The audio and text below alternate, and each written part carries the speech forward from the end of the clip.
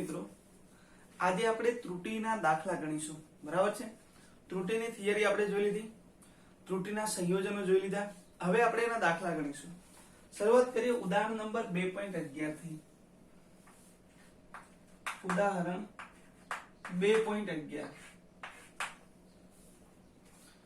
કે z બરાબર, જો z બરાબર a⁴ b⁴ divide by c into d⁵ હોય તો z માં સાપેક્ષ ત્રુટી શોધો. તો અહીંયા આપણને આપેલું છે કે z બરાબર a⁴ b⁴ ડિવાઇડ બાય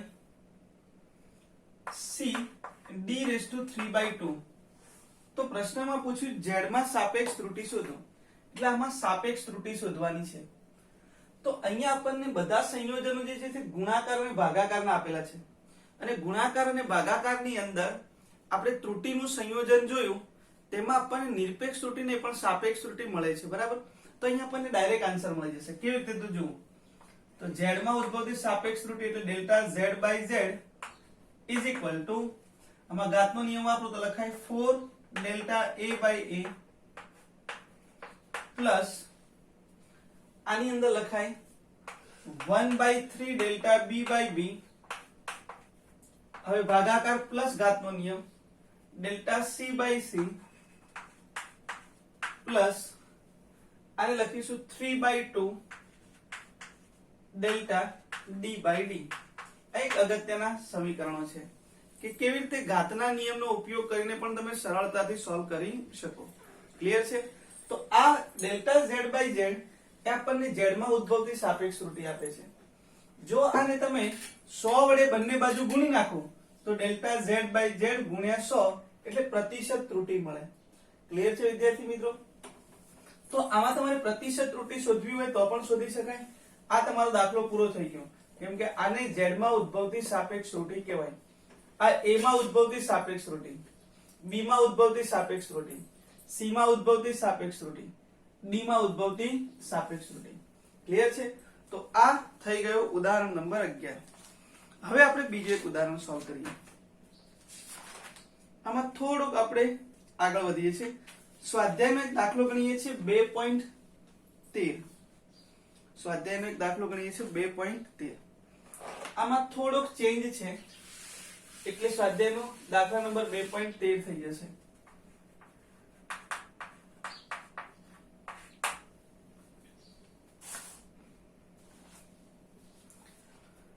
એક ભૌતિક રાશિ p નો માપન યોગ્ય 4 રાશિઓ a, b, c અને d સાથેનો સંબંધ આ મુજબ છે.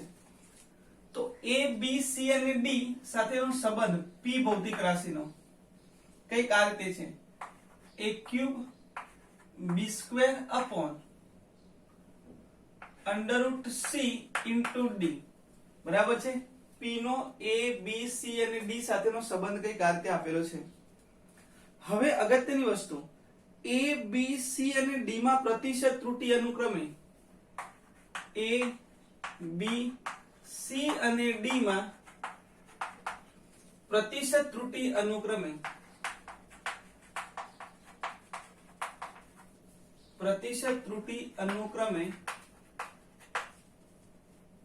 1%,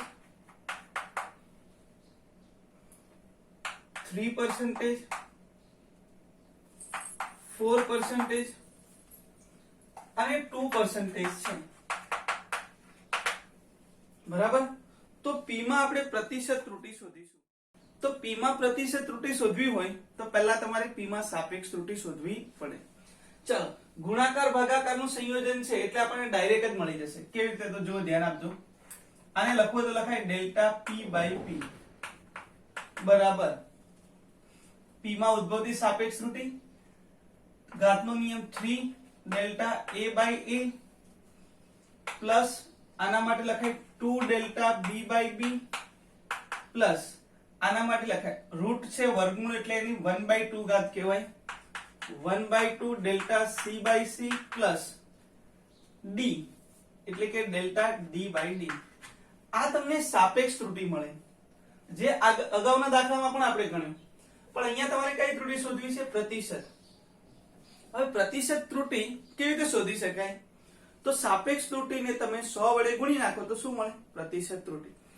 તો વિદ્યાર્થી મિત્રો, જો મારે આ સમીકરણને 100 વડે ગુણવું હોય, બરાબર છે, 100 વડે ગુણવું હોય તો એ સમીકરણને બંને બાજુ 100 વડે ગુણવું પડે.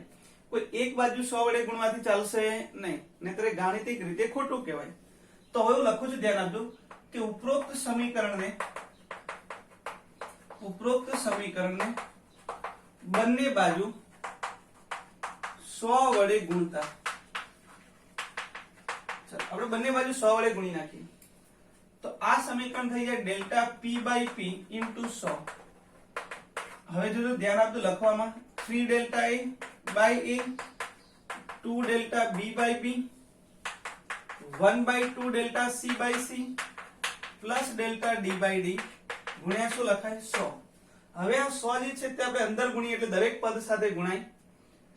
હવે જુઓ, ઘણા વિદ્યાર્થી 100 ગુણ્યા 3 એટલે 300 કરી નાખે. આ રીતે આપણે ગણતરી નહીં કરીએ. ગણતરી કેવી રીતે કરીશું તે ધ્યાન આપજો.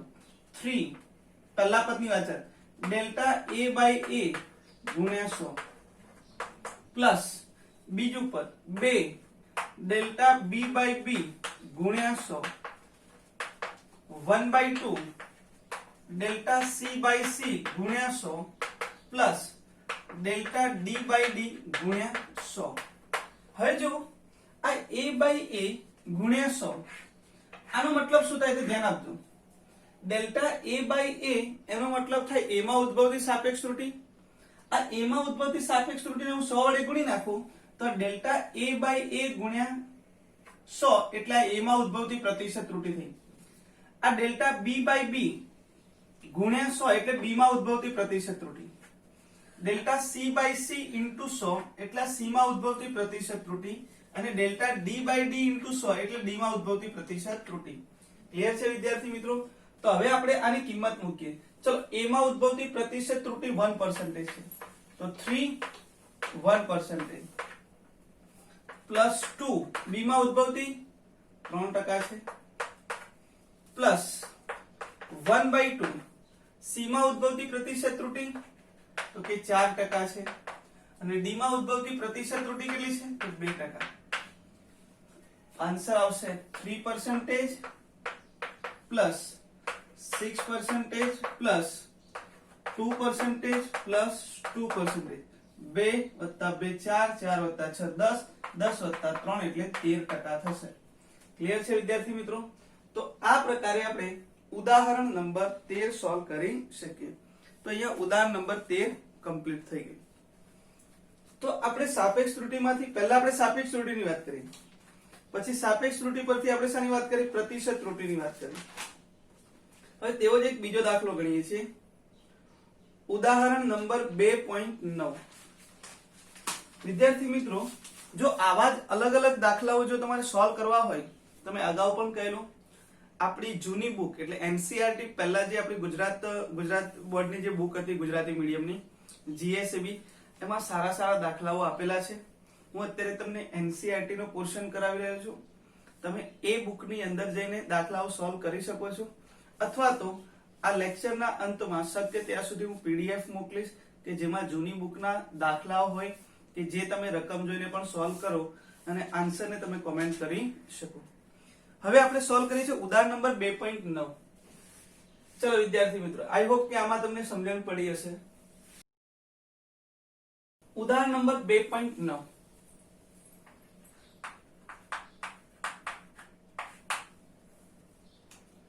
અવરોધ R બરાબર V upon I. આપણે જાણીએ છીએ સમીકરણ કે અવરોધ R બરાબર V upon I. આ સમીકરણ આપણે જાણીએ છીએ, જ્યાં V બરાબર 100 પ્લસ ઓર માઇનસ 5 વોલ્ટ અને પ્રવાહ આપેલો છે I બરાબર 10 પ્લસ ઓર માઇનસ 0.2 એમ્પિયર. તો હવે પ્રશ્ન પૂછ્યો છે R માં પ્રતિશત ત્રુટી શોધો. R માં શું શોધવાનું છે? પ્રતિશત ત્રુટી શોધો. R માં પ્રતિશત ત્રુટી શોધવાનું પૂછ્યું છે. તો પ્રતિશત ત્રુટી ગુણાકાર કે ભાગાકારનું સંયોજન હોય તો આપણને સાપેક્ષ ત્રુટિ મળે, અને સાપેક્ષ ત્રુટિ પરથી 100 વડે ગુણીને આપણે શું શોધવાના છે? પ્રતિશત ત્રુટિ. હવે શામાં શોધવાનું છે? તો r માં. જ્યારે પણ કોઈ સમીકરણ આપેલું હોય, હું અગત્યની વાક્ય રચના બોલું છું, ધ્યાન આપજો, કે જો કોઈ સમીકરણમાં આવતી કોઈ ભૌતિક રાશિ ની અંદર ત્રુટિ શોધવી હોય તો સમીકરણમાંથી તે ભૌતિક રાશિને પહેલા સૂત્રનો કર્તા બનાવવાનો, નહીતર તમારી ભૌતિક રાશિ તમારી ત્રુટિ જે છે તે મહત્તમ મળવાની નથી, પ્રોબ્લેમ થશે. અહીંયા તમને સમીકરણ r ના સ્વરૂપમાં આપેલું છે એટલે આપણે ડાયરેક્ટ આ સમીકરણનો ઉપયોગ કરીએ. તો લખું છું, ધ્યાન આપજો, સોલ્યુશન કરીએ છીએ કે સમીકરણ r બરાબર v/i પરથી, ચાલો હવે ભાગાકારનો નિયમ વાપરું છું, ધ્યાન આપજો. ડેલ્ટા r/r બરાબર delta v/v plus delta i/i બરાબર છે. આપણું સમીકરણ જે છે z બરાબર a/b હતું તો શું લખતા હતા? ડેલ્ટા z/z બરાબર delta a/a plus delta b/b. આ ભાગાકારનો ઉપયોગ કર્યો. હવે આપણે ત્રુટિ જે છે તે કઈ ત્રુટિ શોધવી છે? તો પ્રતિશત ત્રુટિ. આને કઈ ત્રુટિ કહેવાય? તો કે સાપેક્ષ ત્રુટિ. તો સાપેક્ષ ત્રુટિ પરથી પ્રતિશત ત્રુટિ કેવી રીતે મેળવી શકાય? તો બંને બાજુ શાના વડે ગુણી નાખીએ? 100 વડે. તો ઉપરોક્ત સમીકરણને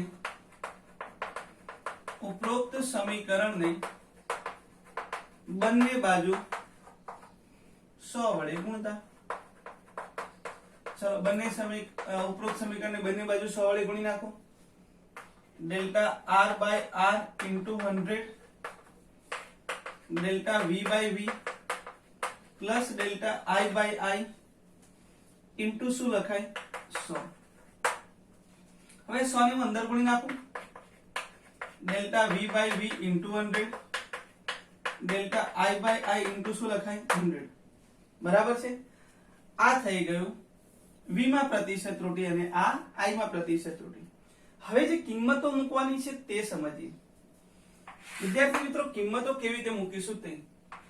ડેલ્ટા r/r into 100 બરાબર, હવે થોડુંક ધ્યાન આપીએ, આ v અને આ ડેલ્ટા v આ વિદ્યુત સ્થિતિમાનનું સાચું મૂલ્ય છે અને આ વિદ્યુત સ્થિતિમાનની અંદર ઉદ્ભવતી સરેરાશ નિરપેક્ષ ત્રુટિ છે.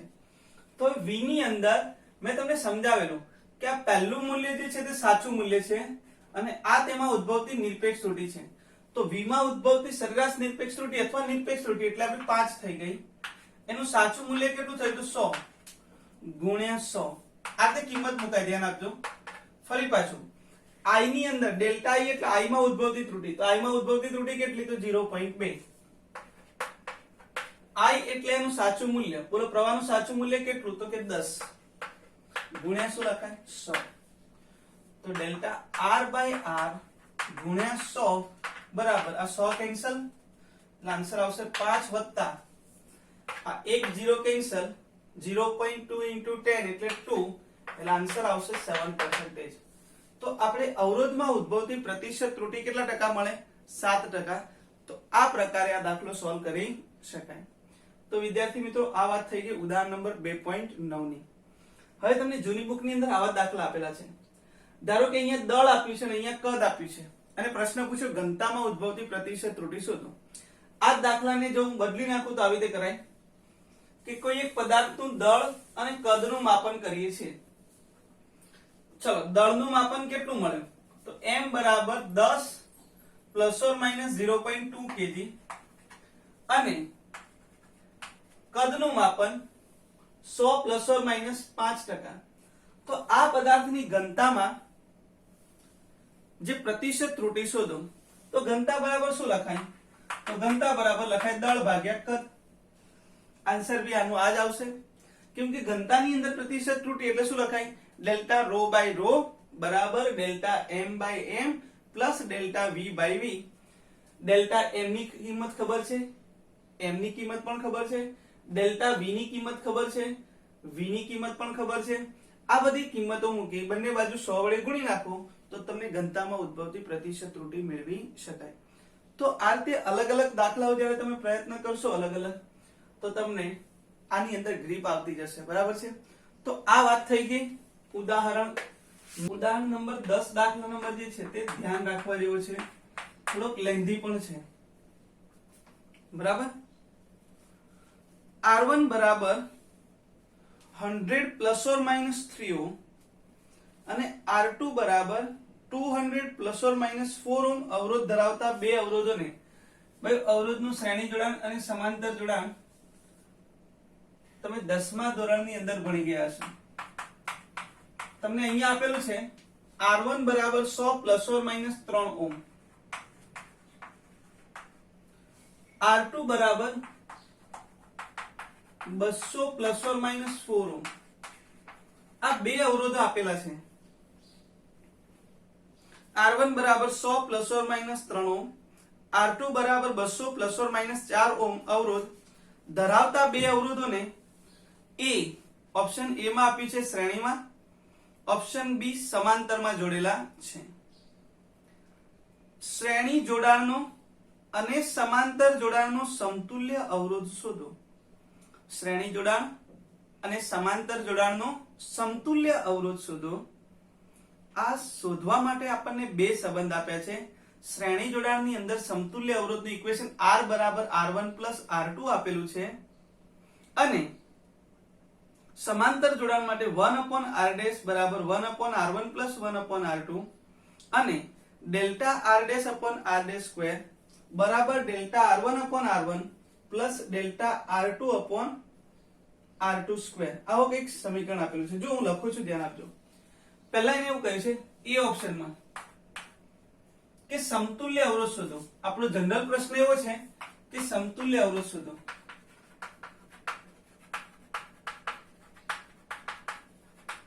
ઓપ્શન એ માં આપેલું છે શ્રેણી જોડાણ હોય ત્યારે. પહેલા તો શ્રેણી જોડાણમાં, પહેલો ઓપ્શન છે શ્રેણી જોડાણમાં, ત્યારે સમીકરણ તમને આપેલું છે R બરાબર R1 પ્લસ R2. હું સોલ્વ કરું છું વન બાય વન. થોડોક દાખલો લેન્ધી છે, આપણે બે ભાગમાં વિભાગી લઈએ. પહેલા શ્રેણી જોડાણની વાત કરીએ, પછી આપણે સમાંતરની વાત કરીએ. શ્રેણી જોડાણમાં સમતુલ્ય અવરોધ શોધવાનો છે. ઇક્વેશન કયું ઉપયોગમાં લેવાનું છે? તો R બરાબર R1 પ્લસ R2. હવે જો વિદ્યાર્થી મિત્રો કોઈ પણ ભૌતિક રાશિને દર્શાવવી હોય તેને સાચા મૂલ્ય વડે દર્શાવી શકાય અને એની નિરપેક્ષ ત્રુટિ વડે દર્શાવી શકાય. તો પહેલા આપણે સમતુલ્ય અવરોધનું સાચું મૂલ્ય શોધીશું અને સમતુલ્ય અવરોધની નિરપેક્ષ ત્રુટિ શોધીશું. ચાલો, તો પહેલા આપણે શોધીએ છીએ શ્રેણી જોડાણમાં સમતુલ્ય અવરોધનું સાચું મૂલ્ય. તો પહેલા આપણે શોધીશું અવરોધનું સમતુલ્ય અવરોધનું સાચું મૂલ્ય. અવરોધનું સાચું મૂલ્ય. તો સાચું મૂલ્ય સમીકરણ છે આપણી પાસે R બરાબર R1 પ્લસ R2. હવે ચલો સાચા મૂલ્યની વાત છે તો સાચું મૂલ્ય મૂકું તો R1 નું સાચું મૂલ્ય કેટલું છે? 100. R2 નું સાચું મૂલ્ય કેટલું? 200. તો આનો આન્સર આવે 300 ઓહમ. બરાબર છે. હવે આપણે શોધીએ છીએ સમતુલ્ય અવરોધમાં ઉદ્ભવતી નિરપેક્ષ ત્રુટિ. સમતુલ્ય અવરોધ માં ઉદ્ભવતી નિરપેક્ષ ત્રુટિ.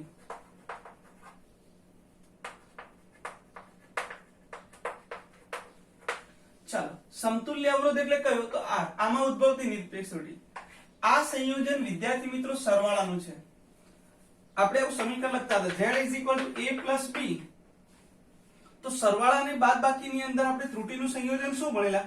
તો પરિણામી ભૌતિક રાશિમાં ઉદ્ભવતી નિરપેક્ષ ત્રુટિ એ દરેક સ્વતંત્ર ભૌતિક રાશિમાં ઉદ્ભવતી નિરપેક્ષ ત્રુટિના સરવાળા બરાબર થાય. તો Z બરાબર a b હોય તો Z ની અંદર ઉદ્ભવતી નિરપેક્ષ ત્રુટિ ડેલ્ટા Z, A માં ઉદ્ભવતી નિરપેક્ષ ત્રુટિ ડેલ્ટા A, B માં ઉદ્ભવતી નિરપેક્ષ ત્રુટિ ડેલ્ટા B. તો આપણે આ રીતે લખતા હતા. હવે જો આના માટે આ એપ્લાય કરું તો આમાં ઉદ્ભવતી નિરપેક્ષ ત્રુટિ ડેલ્ટા R, R1 માં ઉદ્ભવતી નિરપેક્ષ ત્રુટિ ડેલ્ટા R1 અને R2 માં ઉદ્ભવતી નિરપેક્ષ ત્રુટિ એટલે ડેલ્ટા R2. નિરપેક્ષ ત્રુટિનો સરવાળો થાય. શું થાય? નિરપેક્ષ ત્રુટિનો સરવાળો. હવે જો સમજો ડેલ્ટા R1 ની કિંમત, તો આ R1 ની કિંમત છે ને આ ડેલ્ટા R1 ની કિંમત છે એટલે +3. ડેલ્ટા R2 ની કિંમત કેટલી? ડેલ્ટા R2 એટલે R2 માં ઉદ્ભવતી ત્રુટિ એટલે 4 એટલે લખાય 7 ઓહમ. બરાબર છે. સાચું મૂલ્ય મળી ગયું અને નિરપેક્ષ ત્રુટિ. તો હવે શ્રેણી જોડાણમાં સમતુલ્ય અવરોધ આવી રીતે દર્શાવી શકાય. માટે શ્રેણી જોડાણમાં સમતુલ્ય અવરોધ જો મારે દર્શાવવો હોય તો R બરાબર સાચું મૂલ્ય કેટલું મળ્યું તો 300 પ્લસ ઓર માઇનસ નિરપેક્ષ ત્રુટિ કેટલી મળી 7 ઓમ. આ આપણો આન્સર થઈ ગયો. સાચું મૂલ્ય અને નિરપેક્ષ ત્રુટિ વડે એને દર્શાવી શકાય. તો શ્રેણી જોડાણની વાત કમ્પ્લીટ થઈ. હવે આપણે આ જ રીતે સોલ્વ કરીશું સમાંતર જોડાણ માટે. ક્લિયર છે? તો ચલો ધ્યાન આપજો. હવે આઈ હોપ સમજણ પડી. હવે વાત કરીએ છીએ સમાંતર જોડાણની. સમાંતર જોડાણની અંદર આપણને બે સમીકરણ આપી દીધા છે અને બંને સમીકરણનો ઉપયોગ કરીને આપણે સમાંતર જોડાણમાં સમતુલ્ય અવરોધ અને સમતુલ્ય અવરોધમાં ઉદ્ભવતી નિરપેક્ષ ત્રુટિ આપણે બંને શોધીશું. ધ્યાન આપજો. ચાલો વિદ્યાર્થી મિત્રો, બી ઓપ્શન છે સમાંતર જોડાણ માટે.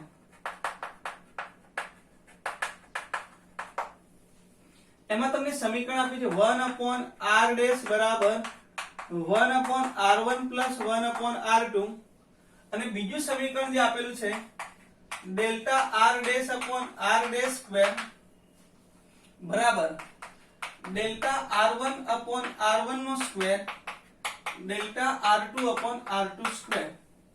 અહીંયા r ડેશ જે છે ને એ સમતુલ્ય અવરોધ છે. r ડેશ જે છે તે સમતુલ્ય અવરોધ છે અને ડેલ્ટા r ડેશ જે છે તે સમતુલ્ય અવરોધમાં ઉદ્ભવતી નિરપેક્ષ ત્રુટિ છે. વન્સ અગેન રિપીટ કરું છું. r ડેશ જે છે તે સમતુલ્ય અવરોધ છે અને ડેલ્ટા r ડેશ એ સમતુલ્ય અવરોધમાં ઉદ્ભવતી નિરપેક્ષ ત્રુટિ છે. એનો મતલબ આ બંને મારે સોલ્વ કરવા છે. આ સમીકરણનો ઉપયોગ કરીને r ડેશ સોલ્વ કરીશ અને આ સમીકરણનો ઉપયોગ કરીને ડેલ્ટા r ડેશ સોલ્વ કરીશ. તો ધ્યાન આપજો. સમીકરણ આનો ઉપયોગ કરી પહેલા આપણે સમતુલ્ય અવરોધનું મૂલ્ય શોધીએ, સાચું મૂલ્ય. તો સમતુલ્ય અવરોધનું સાચું મૂલ્ય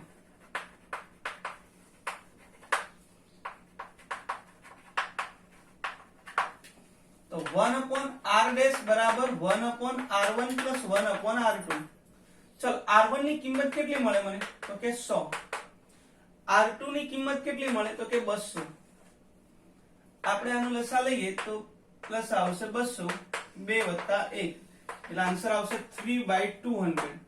પણ આ કિંમત કોની આવે તો 1/r ડેશ 1/r ડેશ = 3/200. તો r ડેશ બરાબર શું લખાય તો 200/3. આનો ભાગાકાર કરીએ તો આપણને લગભગ મળે 66.67 એટલે કે 66.7 ઓહ્મ. એપ્રોક્સિમેટ આટલું મૂલ્ય આપણને મળે. ચલો તો આ તો આપણને સમતુલ્ય અવરોધના સાચા મૂલ્યની વાત થઈ ગઈ. હવે આપણે શું મેળવીશું તો સમતુલ્ય અવરોધનું અંદર ઉદ્ભવતી નિરપેક્ષ ત્રુટિ શોધીએ. ક્લિયર? તો વિદ્યાર્થી મિત્રો, નિરપેક્ષ ત્રુટિ શોધવા માટેનું આપણને સમીકરણ અહીંયા આપી દીધેલું છે. ચાલો સમતુલ્ય અવરોધમાં ઉદ્ભવતી નિરપેક્ષ ત્રુટિ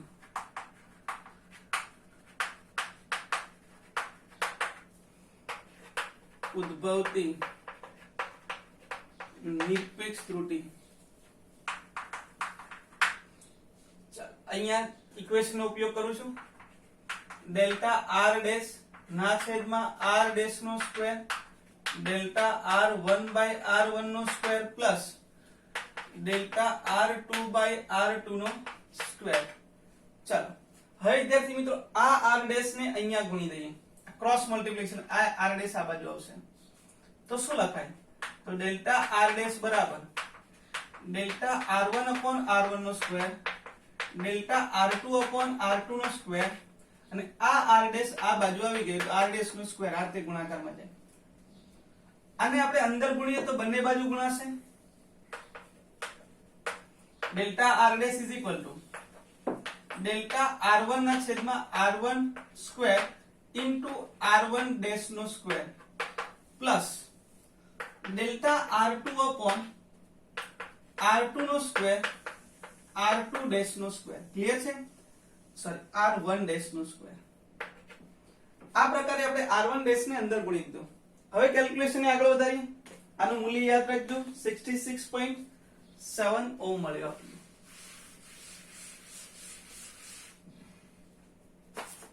ચાલો વિદ્યાર્થી મિત્રો, હજુ પણ આપણે આને આગળ વધારી કેલ્ક્યુલેશન ને. r dash delta r dash delta R1, ચલો બધી કિંમતો મૂકી દઈએ. ડેલ્ટા R1 ની કિંમત કેટલી? R1 માં ઉદ્ભવતી ત્રુટી એટલે 3 ભાગ્યા R1 નો સ્ક્વેર. R1 ની કિંમત કેટલી? 100, તો 100 નો વર્ગ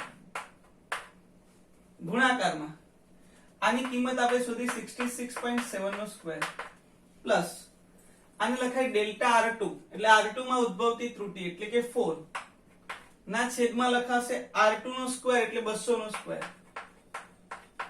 અને આ થયું 66.7 નો હોલ સ્ક્વેર. ક્લિયર છે વિદ્યાર્થી મિત્રો? જ્યારે તમે આનું આખું કેલ્ક્યુલેશન કરો એટલે તમારો આન્સર 1.774 જેટલો આવે એટલે એપ્રોક્સિમેટ આપણે આનું મૂલ્ય લઈશું 1.8 બરાબર છે ઓમ. 1.8 ઓમ. આનું કેલ્ક્યુલેટર ની મદદથી કેલ્ક્યુલેશન કરવામાં આવે તો મૂલ્ય કેટલું મળશે? તો 1.774 મળે, જેને એપ્રોક્સિમેટ 1.8 પણ લખી શકાય. તો વિદ્યાર્થી મિત્રો હવે આપણને સાચું મૂલ્ય પણ મળી ગયું અને નિરપેક્ષ ત્રુટી પણ મળી ગઈ. તો હવે આપણે સમાંતર જોડાણમાં સમતુલ્ય અવરોધ લખવો હોય તો સમાંતર જોડાણમાં સમતુલ્ય અવરોધ R બરાબર એનું સાચું મૂલ્ય અને એમાં ઉદ્ભવતી નિરપેક્ષ ત્રુટી વડે દર્શાવી શકાય. તો આ આપણો થઈ ગયો આન્સર. ક્લિયર છે? તો આ પ્રકારે તમે કેલ્ક્યુલેશન કરી શકો. તો શ્રેણી અને સમાંતર જોડાણની અંદર આ પ્રકારે દાખલો સોલ્વ થાય. ક્લિયર છે વિદ્યાર્થી મિત્રો? જો તમને ડિફરન્શિએશન વિકલન આવડતું હોય તો વિકલનની મદદથી મેળવેલું સમીકરણ છે, પણ અત્યારે આપણને વિકલન ભણવામાં નથી આવ્યું એટલે આપણને ડાયરેક્ટ સમીકરણ આપેલું છે અને સમીકરણ આપ્યું છે એટલે આપણે ડાયરેક્ટ એનો ઉપયોગ કરીને પણ દાખલો સોલ્વ કર્યો છે. ક્લિયર વિદ્યાર્થી મિત્રો? હવે એક બીજો દાખલો. હવે આપણે વિદ્યાર્થી મિત્રો ઉદાહરણ નંબર 2.12 સોલ્વ કરીએ છીએ. એટલે લગભગ બધા જ ત્રુટીને અનુલક્ષીને જેટલા પણ દાખલા છે આપણી બુકની અંદર લગભગ કમ્પ્લીટ થઈ ગયા. બરાબર છે? આપણે એક દાખલો બાકી છે ઉદાહરણ નંબર 2.12 જે આપણે સોલ્વ કરીએ છીએ અને આ દાખલો જે છે તે અગત્યનો છે. હવે વિદ્યાર્થી મિત્રો જ્યારે હું ઉદાહરણ નંબર 2.12 સમજાવતો હોય તો એના પહેલા હું તમને સમજાવું છું લઘુત્તમ માપન શક્તિ. કોઈ પણ સાધન જે છે એની લઘુત્તમ માપન શક્તિનો મતલબ શું થાય અને એના વિશે થોડીક ચર્ચા કરું છું. ધ્યાન આપજો. ધારો કે અમારી પાસે એક સ્કેલ છે. તમારી પાસે જે રીતે સ્કેલ હોય છે એ પ્રકારે એક સ્કેલ છે જે આપણે 15 સેન્ટીમીટર લાંબી હોય છે. તો સ્કેલ જે છે સ્કેલ માપ કેવી રીતે આપેલો હોય તો 0, 1 સેન્ટીમીટર, 2 સેન્ટીમીટર, 3 સેન્ટીમીટર, 4 સેન્ટીમીટર, 5 આવી 15 સુધી હોય છે. અને આ દરેકની અંદર 10 વિભાગો આપેલા હોય છે જે દરેક વિભાગને આપણે 1 mm એવું કહીએ છીએ. ધારો કે 10 છે, દરેકને શું કહીએ છીએ 1 mm. આનો મતલબ એવો થયો કે આ જે આપણે ફૂટપટ્ટી લીધી છે તે લઘુત્તમ કેટલું માપન કરી શકે છે તો 1 mm સુધી. એને તે સાધનની લઘુત્તમ માપન શક્તિ કહેવાય. સમજણ પડી? 1 mm. મીટર પટ્ટી 10⁻³ મીટર સુધીનું માપન કરી શકે તો એની લઘુત્તમ માપન શક્તિ છે. વર્નિયર કેલિપર્સ 10⁻⁴ સુધીનું માપન કરી શકે તો એની લઘુત્તમ માપન શક્તિ છે. સ્ક્રૂ ગેજ કે સ્પેરોમીટર એ 10⁻⁵ સુધીનું માપન કરી શકે તો એ એની લઘુત્તમ માપન શક્તિ છે. એના કરતા વધુ મૂલ્ય માપી શકે પણ એના કરતા ઓછું મૂલ્ય ચોકસાઈપૂર્વક માપી શકાતું નથી. એને એની લઘુત્તમ શક્તિ કહેવામાં આવે. હવે ભાઈ આ લઘુત્તમ માપન શક્તિ જે છે એ કોના ઉપર આધારિત છે તો આપેલું સાધન કેટલી સીમા સુધી એટલે કે કેટલા વિભેદન સુધી માપન કરી શકે છે તેના ઉપર આધારિત છે. આપણી પાસે અહીંયા આ એક સ્કેલ દર્શાવી છે. હવે સ્કેલનો ઉપયોગ કરીને ધારો કે મારી પાસે આ પેન્સિલ છે. વિદ્યાર્થી મિત્રો ધ્યાન આપજો. ધારો કે આ પેન્સિલ છે, બરાબર છે? ધારો કે અપ્સરાની પેન્સિલ છે.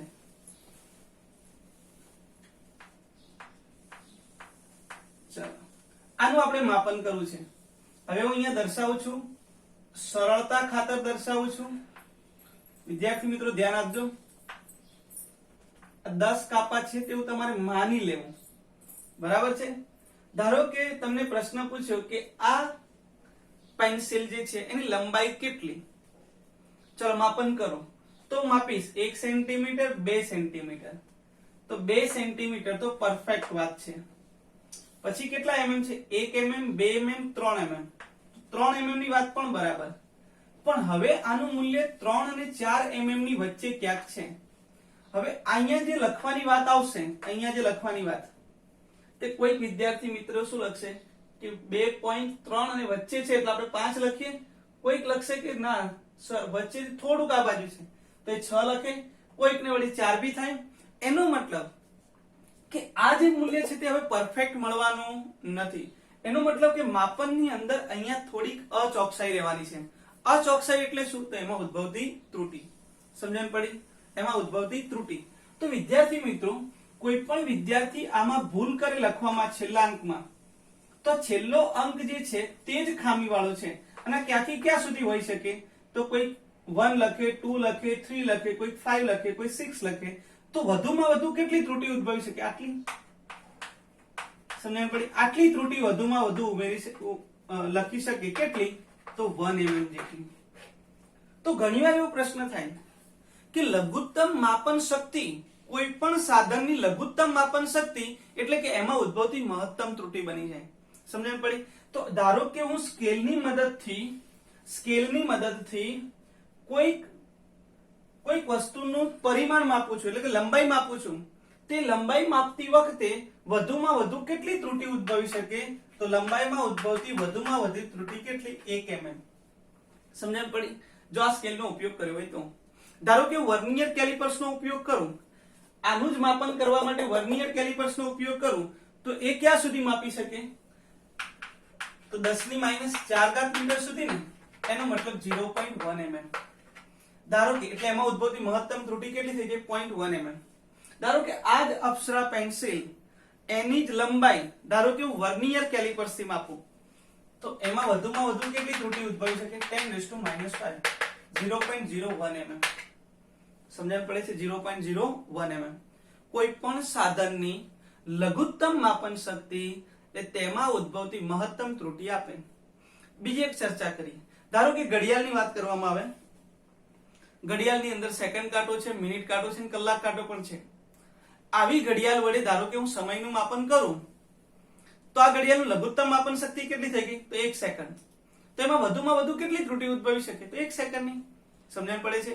તો હવે જે ઉદાહરણ નંબર 12 ગણવા જઈ રહ્યા છે, ઉદાહરણ નંબર 2.12, તો એની અંદર આની ચર્ચા કરવામાં આવશે. ઘણીવાર ત્રુટી નથી આપતા પણ સાધનના નામ આપી દે. તો સાધનના નામ પરથી પણ તમને ખબર હોવી જોઈએ કે આ સાધનની લઘુત્તમ માપન શક્તિ આટલી છે, તો એમાં ઉદ્ભવતી મહત્તમ ત્રુટી આટલી બને. તો આ પ્રકારનો એક દાખલો છે, ઉદાહરણ નંબર 2.12. ધ્યાન આપજો. બહુ અગત્યનો દાખલો છે. આપણે એને સોલ્વ કરીએ છીએ.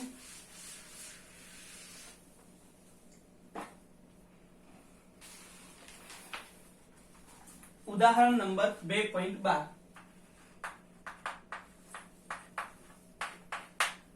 રકમ પર ધ્યાન આપજો, ટેક્સ્ટ બુક પાસે રાખજો. સાદા લોલકના દોલનનો આવર્તકાળ t બરાબર 2π√L/g છે. આ પહેલું વાક્ય મેં વાંચ્યું, ધ્યાન આપજો. સાદા લોલકના દોલનનો આવર્તકાળને t વડે દર્શાવાય, 2π√L/g છે. આવર્તકાળનું સમીકરણ આપ્યું છે. 1 mm ની ચોકસાઈ સાથે માપેલ લંબાઈ 20 સેન્ટીમીટર મળે છે. જોજો, ધ્યાન આપજો. 1 mm ની ચોકસાઈથી માપેલ લંબાઈ 20 સેન્ટીમીટર મળી. તમને લંબાઈ કેટલી મળી? તો કે 20 સેન્ટીમીટર. તમે કેટલી ચોકસાઈથી માપ્યું? તો 1 mm. સમજણ પડી? 1 mm જેટલી ચોકસાઈથી માપ્યું તો 20 સેન્ટીમીટર. એટલે આપણે જે સાધનનો ઉપયોગ કર્યો એની લઘુત્તમ માપન શક્તિ કેટલી હતી? 1 mm ની. અને એવા સાધન વડે જ્યારે આપણે લંબાઈ માપી તો કેટલી મળી? 20 સેન્ટીમીટર. એનો મતલબ કે આ એની લઘુત્તમ માપન શક્તિ છે, એ જ આપણી મહત્તમ ત્રુટી બની ગઈ. વિદ્યાર્થી મિત્રો ખાસ ધ્યાન રાખજો. હવે બીજી લાઈન વાંચું છું. અને 1 સેકન્ડ વિભેદન વાળી કાંટા ઘડિયાળથી 100 દોલનો માટે માપેલ સમય 90 સેકન્ડ જેટલો મળે છે. 1 સેકન્ડ વિભેદન વાળી ઘડિયાળ, ઘડિયાળ ઓછામાં ઓછું કેટલું સમયનું માપન કરે? 1 સેકન્ડ. તો ઘડિયાળ એટલે કે સમય, સમયમાં ઉદ્ભવતી મહત્તમ ત્રુટી 1 સેકન્ડ, કેમ કે લઘુત્તમ માપન શક્તિ એ જ એની ત્રુટી બની જાય. એવા કેટલા દોલનો માપવાના છે? તો દોલનોની સંખ્યા હું લખું છું 100 દોલનો. અને ત્યારે સમય કેટલો મળે? તો 90 સેકન્ડ જેટલો એને મળે. 100 જેટલા દોલનો થવા માટે કેટલો સમય લાગે છે? 90 સેકન્ડ. તો જી માં કેટલી ચોકસાઈથી નક્કી થયું હશે? જી નું માપન કેટલી ચોકસાઈથી નક્કી થયું હશે તે શોધવાનું છે. એટલે કે જી માં પ્રતિશત ત્રુટી આપણે શોધવાની છે. વિદ્યાર્થી મિત્રો, આ દાખલો સોલ્વ કરતા હોય ત્યારે બે વસ્તુ ખાસ ધ્યાન રાખવાની. એક, સમય નું માપન અને આવર્તકાળનું માપન, બે વસ્તુ. સમયની વાત કરતા હોય ત્યારે સ્મોલ ટી વડે દર્શાવો, આવર્તકાળની વાત કરતા હોય ત્યારે કેપિટલ ટી વડે દર્શાવો. ઘડિયાળ જે છે તેના વડે તમે સમયનું માપન કરો છો એટલે મેં એને સ્મોલ ટી વડે દર્શાવ્યું. તમારે શોધવાનું શું છે? તો આવર્તકાળ. હવે વિદ્યાર્થી મિત્રો, તમારે જે પ્રતિશત ત્રુટી શોધવી છે તે શામાં શોધવી છે? જી ની અંદર. હવે મેં આગળ કહેલું કે જો કોઈ સમીકરણની અંદર આવતી કોઈ ભૌતિક રાશિમાં ઉદ્ભવતી તમારે ત્રુટી શોધવી હોય તો તેને તમે સૂત્રનો કર્તા બનાવો. જો સૂત્રનો કર્તા ન બનાવે તો શું થાય? થોડું ધ્યાન આપીએ. ધારો કે હું લખું છું t બરાબર 2 pi l/2 g raised to 1/2. વર્ગમૂળ છે એટલે આને પણ 1/2 ઘાત લખાય ને આને પણ 1/2 ઘાત લખાય. હવે આને ભાગાકારનો નિયમ વાપરો તો શું લખાય? ડેલ્ટા t/t બરાબર, હવે સૌથી અગત્યની વસ્તુ કે 2 pi જે છે 2 pi, આ 2 pi કેવા? તો કે અચળ. આમ કોઈ પણ માપન નથી દર્શાવતા. આ નથી લંબાઈનું માપન, નથી ગુરુત્વ, અચળ છે. જો કોઈ ભૌતિક રાશિ અચળ હોય, આ અચળ જે છે એને કોઈ પણ પ્રકારની ત્રુટી હોતી નથી, કેમ કે આ તો માપન જ નથી કરતા તો આમાં ત્રુટી ઉદ્ભવવાની નથી. તો સમીકરણની અંદર આવતા અચળાંકો જે છે એમાં કોઈ ત્રુટી હોતી નથી એટલે એમાં આપણે ત્રુટી નહીં લખીએ. l માં કેટલી ત્રુટી? તો 1/2 delta l/l plus 1/2 delta g/g. ચલો આપણે આમાં ત્રુટી શોધવી છે, આને આ બાજુ લઈ જઈએ તો delta t/t minus 1/2 delta l/l બરાબર 1/2 ડેલ્ટા g/g. આ બે ને આ બાજુ ગુણી નાખીએ તો 2 અને અહીંયા આવું કંઈક થાય. શું ભાઈઓ? આ g માં ઉદ્ભવતી ત્રુટી એ આવી મળે. મેં તમને પહેલા જ કહેલું હતું કે જ્યારે પણ કોઈ ભૌતિક રાશિમાં ત્રુટી શોધતા હોય ત્યારે તે મહત્તમ હોવી જોઈએ, એટલે માઈનસ નહીં આવવું જોઈએ. જો તમે આ રીતે સોલ્વ કરશો તો ખોટું પડે. ક્લિયર છે વિદ્યાર્થી મિત્રો? તો મેં કહ્યું તે પ્રમાણે કે જો કોઈ ભૌતિક રાશિ, સમીકરણમાં આવતી કોઈ ભૌતિક રાશિની અંદર તમારે ત્રુટી શોધવી હોય તો તમારે શું કરવાનું? તો સમીકરણમાંથી તે ભૌતિક રાશિને સૂત્રનો કર્તા બનાવી દેવાનું, તો તમે સરળતાથી સોલ્વ કરી શકો. ચાલો આમાંથી આપણે કોને સૂત્રનો કર્તા બનાવીશું? તો g ને. તો અહીં સોલ્યુશન કરું છું, હવે ધ્યાન આપજો. t બરાબર 2 pi √l/g પરથી ચલો બંને બાજુ વર્ગ કરતા t² બરાબર 4 pi² l/g. હવે g ને સૂત્રનો કર્તા બનાવી તો g બરાબર 4 pi² l/t². ક્લિયર છે? ચાલો હવે આમાં પ્રતિશત ત્રુટી શોધીશું. એ પ્રતિશત ત્રુટી પરથી સરળતાથી નક્કી કરી શકાય કે આમાં ચોકસાઈ કેવી છે, વધારે છે કે નથી. બરાબર છે? ચાલો તો આમાં ત્રુટી લખીએ છીએ ડેલ્ટા g/g, કેમ કે સંયોજન જે છે તે ગુણાકાર ને ભાગાકારનું જ છે. બરાબર છે? અહીંયા ભાગાકાર છે એટલે ભાગાકાર એટલે આપણે આવશે સાપેક્ષ ત્રુટીનો સરવાળો. તો આ તો અચળ પદ છે એટલે અચળ પદમાં ત્રુટી આવવાની નથી એટલે આમાં આપણે ત્રુટી નહીં લખીએ. ચાલો l માં ત્રુટી કેટલી લખીશું? તો ડેલ્ટા l/l અને t માં કેટલી? તો ડેલ્ટા t/t. ક્લિયર? હવે પ્રતિશત ત્રુટી શોધવી હોય તો બંને બાજુ આપણે 100 વડે ગુણી નાખીએ.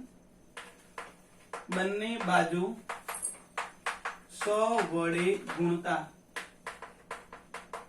ચલો બંને બાજુ 100 વડે ગુણીએ. Delta g/g into 100 delta l/l plus 2 delta t/t into 100. હવે લખું છું, ધ્યાન આપજો. ડેલ્ટા g/g into 100 બરાબર 100 ને અંદર ગુણી નાખીએ. ડેલ્ટા l/l into 100 પ્લસ 2 ડેલ્ટા t/t into 100. ક્લિયર? ચાલો હવે બધી કિંમતો મૂકીએ છીએ, ધ્યાન આપજો. ચલો ડેલ્ટા એલ ની કિંમત છે તો કે હા બરાબર છે, અહીંયા કેપિટલ એલ આપેલું છે એટલે આપણે કેપિટલ એલ લખીએ સ્મોલ એલ ની જગ્યાએ.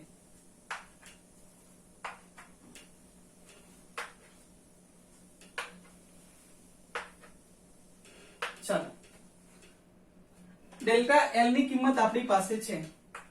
ચલો કેપિટલ એલ ની કિંમત પણ છે, પણ અહીંયા કેપિટલ ટી છે અને અહીંયા સ્મોલ ટી છે. કેપિટલ ટી એટલે આવર્તકાળ અને સ્મોલ ટી એટલે સમય. તો હવે આપણી પાસે આવર્તકાળનું મૂલ્ય પણ નથી અને આવર્તકાળમાં ઉદ્ભવતી ત્રુટિ પણ નથી. એનો મતલબ એ થયો કે આપણે સ્મોલ ટી પરથી આવર્તકાળ મેળવી લઈએ. તો આવર્તકાળ એટલે શું? આવર્તકાળનો મતલબ ખબર હોવી જોઈએ. એક દોલન પૂર્ણ થવા માટે લાગતા સમયને શું કહેવામાં આવે? આવર્તકાળ. ફરી બોલું છું, ધ્યાન આપજો કે પૃથ્વી જે છે સૂર્યની આસપાસ ભ્રમણ કરે તો એને એક પરિભ્રમણ પૂરું કરે તો જે લાગે સમય તેને શું કહેવાય? તેનો આવર્તકાળ કહેવામાં આવે. તેવી રીતે ઘડિયાળની અંદર જે લોલક હોય છે એ અહીંયાથી સ્ટાર્ટ કરી અને ફરી પાછું તે જ સ્થાને પાછું આવે એટલે એને એક દોલન પૂર્ણ થયું છે તેવું કહેવાય. અને આ એક દોલન પૂર્ણ થવા માટે લાગતા સમયગાળાને શું કહેવામાં આવે? તેનો આવર્તકાળ. હવે વિદ્યાર્થી મિત્રો આપણને પ્રશ્નમાં એવું પૂછ્યું છે કે 100 દોલન પૂર્ણ થવા માટે લાગતો સમય કેટલો છે? 90 સેકન્ડ. સમજણ પડી? 100 દોલન પૂર્ણ થવા માટે લાગતો સમય કેટલો છે? 90 સેકન્ડ. હવે આપણે આ બંને વચ્ચેનો સંબંધ મેળવીએ છીએ, થોડુંક ધ્યાન આપજો કે એક દોલન પૂર્ણ થવા માટે લાગતો સમય, એક દોલન પૂર્ણ થવા માટે લાગતો સમય કેટલો છે? ટી જેટલો છે. ટી એટલે આવર્તકાળ. એક દોલન પૂર્ણ થવા માટે લાગતો સમય એટલે આવર્તકાળ. આપણી પાસે n દોલનો છે તો n દોલનો માટે લાગતો સમય બરાબર છે, લાગતો સમય એને ટી કીધું. તો જો ભાઈ ક્રોસ મલ્ટીપ્લિકેશન કરીએ તો 1 into t બરાબર શું લખાય? n into t. તો આ આપણને સંબંધ મળી ગયો અને સમીકરણ નંબર આપણે આપી દઈએ 1 અને સમીકરણ નંબર આપી દઈએ 2. બોલો ક્લિયર છે? ફરી પાછું બોલું છું, એક દોલન પૂર્ણ કરવું હોય તો આવર્તકાળ કેટલો લાગે? સમય જે છે તે આવર્તકાળ જેટલો એટલે કેપિટલ ટી લાગે. એક દોલન પૂર્ણ કરવા માટે લાગતો સમય એને કહેવાય આવર્તકાળ. તો આપણે આવા કેટલા દોલનો કરાવવાના છે? n. તો n દોલનો માટે કેટલો સમય? આ જો સમયની વાત છે તો હવે રિલેશન ફાઇન્ડ આઉટ કરીએ છીએ. 1 into tt n into t એટલે n into કેપિટલ T. બોલો ક્લિયર છે? આપણને t મળી ગયું. t અને t વચ્ચેનો સંબંધ. હવે ડેલ્ટા t શોધવું છે. ડેલ્ટા t એટલે શું? તો ત્રુટિ. ડેલ્ટા t એટલે આવર્તકાળમાં ઉદ્ભવતી ત્રુટિ. હવે આમાં તમે જુઓ આ સમય છે તો સમયમાં ઉદ્ભવતી ત્રુટિને લખી શકાય ડેલ્ટા t. n એટલે દોલનો છે, એ કોઈ આપણું માપન નથી એટલે એમાં આપણને કોઈ ત્રુટિ મળવાની નથી. આવર્તકાળ જે છે તે ભૌતિક રાશિ છે જેના માપનમાં ઉદ્ભવતી ત્રુટિ આપણે કેટલી લખીએ? Delta t. તો આના પરથી હું આવું લખી શકું. હવે આ બંનેનો ગુણોત્તર મેળવી લઉં તો delta t by t, delta t by t, n into delta t by nt, n ગયા એટલે લખાય ડેલ્ટા t બાય t. એટલે small delta t by t બરાબર શું લખાય? Capital delta t by t. એનો મતલબ આની જગ્યાએ તમે આ લખી નાખો. કયા સમીકરણમાં? સમીકરણ 1 પરથી. ચાલો ધ્યાન આપો. સમીકરણ 1 ની અંદર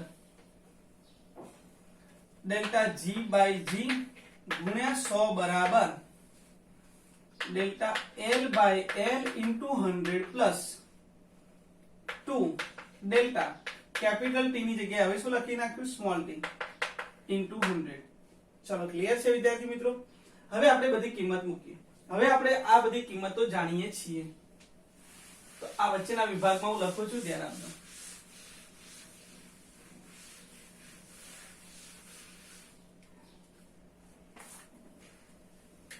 અહીંયા લખી નાખું નીચે. સમીકરણ આખું આવી જશે. Delta g by g into 100 બરાબર ચાલો ડેલ્ટા l 1 mm એને મીટરમાં ફેરવું તો 10 ની -3 ઘાત લખાય. l એટલે સેન્ટીમીટર, સેન્ટીમીટર ને મીટરમાં ફેરવી દઉં એટલે 20 ગુણ્યા 10 ની -2 ઘાત ગુણ્યા 100 પ્લસ 2. ડેલ્ટા t ની કિંમત કેટલી? તો ડેલ્ટા t બરાબર 1. આની કિંમત આવે 90. સ્મોલ t ની કિંમત કુલ સમયગાળો 90 સેકન્ડ છે ગુણ્યા 100. ચાલો આની કિંમત કેટલી મળશે તે જોઈએ. ભાઈઓ અહીંયાથી ગયા 1 બરાબર છે. હવે થોડું ધ્યાન આપજો. 10 ની -3 ગુણ્યા 10 એટલે 10 ની -2 ઘાત થાય. નીચે 10 ની -2 ઘાત છે એટલે ઉડી જાય. 10 ની -3 ગુણ્યા 10, 10 ની -2 આને 1 ઘાત કહેવાય. તો 10 ની -3 વત્તા 1 એટલે -2 ઘાત અને આ નીચે -2 એટલે કેન્સલ થઈ ગયા. અહીંયા કેટલા બચ્યા? તો 1/2, 1/2 એટલે 0.5 આ ગયા. બરોબર છે. હવે કેટલા થાય? 20/9. તો 20/9 કેલ્સી ની અંદર કરીએ તો 9 દુ 18, ફરી પાછા 20 એટલે 9 દુ 18, ફરી પાછા 20 એટલે આમ 2.22 ચાલ્યા કરે. બરાબર છે. 20/9 એટલે 2.22 આવું કંઈક ચાલ્યા કરશે. તો આનો આન્સર આવશે 2.72. બરાબર છે. કેમ કે 0 + 2 એટલે 2, 5 અને 2 એટલે 72 આવું કંઈક આપણને મળે. પણ અહીંયા જે છે તે પ્રતિશતમાં છે એટલે 2.72% લખી શકાય.